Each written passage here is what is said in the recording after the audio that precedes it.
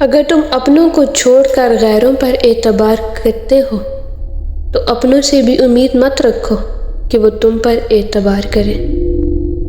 لوگوں کے پیچھے بھاگ کر دیکھو، ذلیل کر کے رکھ دیں گے۔ خدا کے پیچھے بھاگو، وہ تمہیں گرنے سے پہلے ہی تھام لے گا۔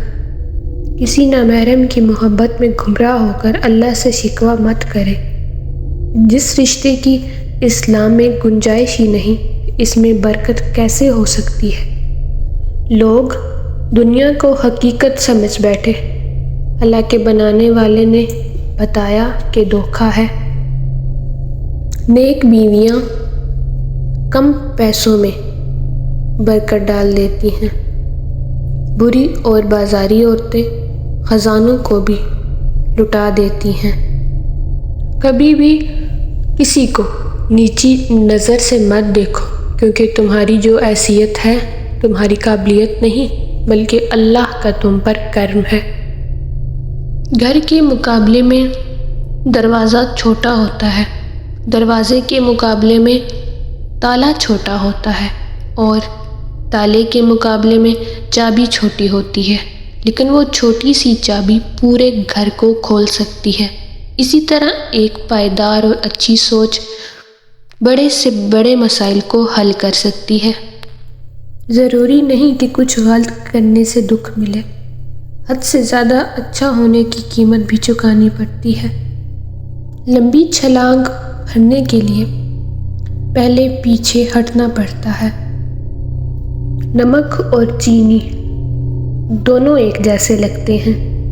کسی پر آنکھیں بند کر کے بھروسہ کرنے سے پہلے دیکھ لے کہ وہ کیا ہے۔ کچھ لوگوں کے لیے مصروف زندگی سے وقت نکالنا پڑتا ہے، اور کچھ لوگ ایسے بھی ہوتے ہیں جنہیں دل سے نکالنے کے لیے زندگی کو مصروف کرنا پڑتا ہے۔ مجھے ضرورت نہیں اس انسان کی جو صرف مطلب کے لیے ساتھ ہو۔ میں خوش ہوں اپنے اللہ کے ساتھ جو بنا مطلب کے میرے ساتھ ہے۔ اگر ہم سے غلطی ہو جائے تو ابلیس کی طرح دلیر نہیں ہونا چاہیے، بلکہ معافی مانگ لینی چاہیے، کیونکہ ہم ابن آدم ہیں، ابن ابلیس نہیں۔ جاہل کا انداز یہ ہے کہ جب اس کی دلیل نہیں چلتی مقابلے کے آگے تو وہ لڑنا شروع کر دیتا ہے۔ رسول اللہ صلی اللہ علیہ وآلہ وسلم نے ارشاد فرمایا، مہمان کو رخصت کرتے گھر کے دروازے تک نکلنا سنت۔ اچھا بولنے کے لیے پہلے اچھا سننا ضروری ہے۔ ایک انسان کو پہلے سننا چاہیے اور اسی سے بولنے کا فن سیکھنا چاہیے۔ سمجھدار انسان تمام انسانوں سے کچھ نہ کچھ سیکھتا ہے، خواہ دوسرا انسان استاد ہو یا گیٹ پر کھڑا چوکیدار۔